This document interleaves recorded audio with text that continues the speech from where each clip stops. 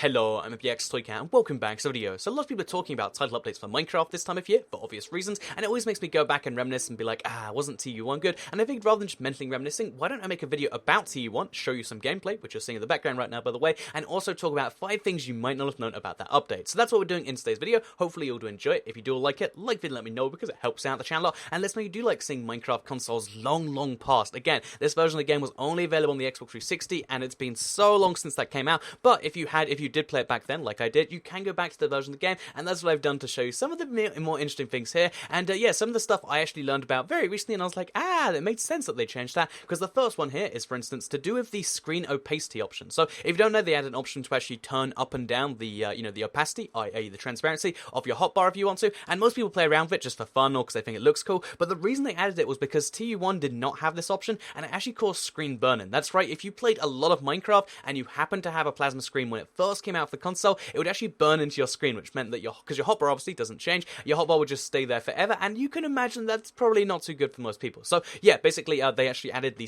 screen opacity option in later, just because some people got screen burn-in on plasmas, which is funny to me that some people are playing Minecraft so much that they burn in the hotbar into their screen, which for some people would be a good thing. I mean, for most people it's a bad thing, but there's almost a good to the bad in that. So yeah, that's the first thing you might not have known about TU1. The second is that there was no skins back then. That's right, everyone was Steve, and although everyone had to be the same, regular Steve skin, because there wasn't a skin system at the time, it's interesting that because you can see here, there's a glitched cape that wasn't present at the time. It shows that there was a cape system in TU1. It was just unused, and in this case, it's broken and glitched, which is very interesting to me that they were planning not to have custom skins, but necessarily to have custom capes. Again, something that never really fully kicked off. It's a part of the skin now, not part of the cape. And yeah, basically, there was no skins in TU1. Everyone had to be Steve, and that was very amusing to me. But the thing you might not have known beyond that, if you can play multiplayer, which I can't show you here because you can't play multiplayer on TU1 anymore, is the fact that if you had more than one player, they would not be the same Steve, they would be the second, the third, the fourth, etc. Steve, which meant the only way to be a particular skin was to join a game at a certain time. So if you wanted to be,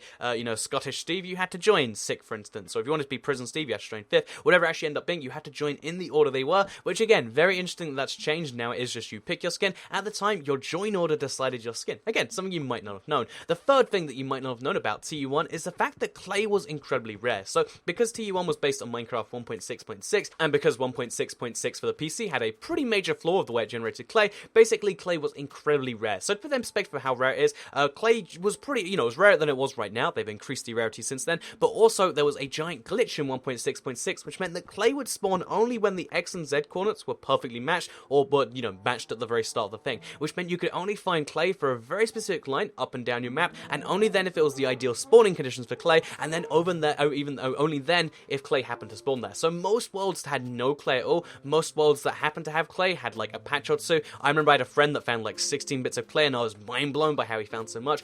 Basically, yeah, clay was very rare back then, and it was even rarer than diamonds, because even back then, diamonds were spawned like 3 or 4 times per chunk, whereas clay would spawn on average like 0.1 times per chunk. Clay was significantly rarer than diamonds, and it was the rarest block back in TU1, which, funny that it's not that way anymore. And a funny little fact you can brag about if your friends are talking about how many diamonds they have, you can be like, whoa, I have all this clay, and it used to be rare 4 years ago. So yeah, that's the third fun fact you might not have known about TU1. The fourth is actually a feature from 1.0 in TU1. That's right, it was based on 1.6.6, but they had a couple of features from 1.0, and the one that you might not even associate as being from 1.0 on the PC is the fact that you could see your face. That's right, one of the very few features they decided to take in from the future, not sprinting, not this or not that, was the ability to see your face. They figured, that has to be in there, and that means that one of the very few features that aren't from 1.6.6, even the glitches from 1.6 are in there, is actually the ability to see your face, which meant that if you wanted to go in third person, you could see not only third person from the back, but also third person directly on yourself. Again, very interesting that that's the way they decided to do it, and it's the fourth fun thing you might not have known about TU1. The fifth and final fun thing you might not have known is the fact that there was only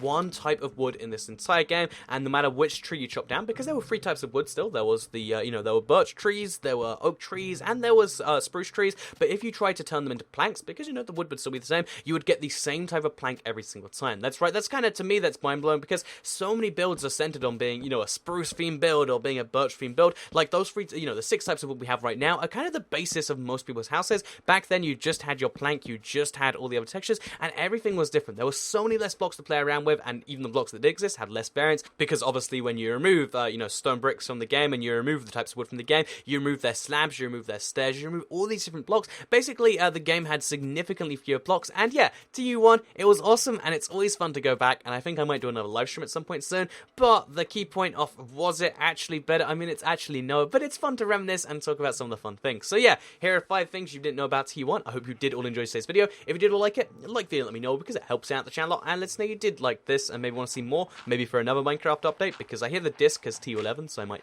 have to go check that at some point. Share the video if you really liked it, and subscribe if you're new around here, because I make videos like this one every single day on my channel, and if you subscribe, you'll see them daily on your homepage. Thank you all very much for watching, and I'll see you all next time. Goodbye.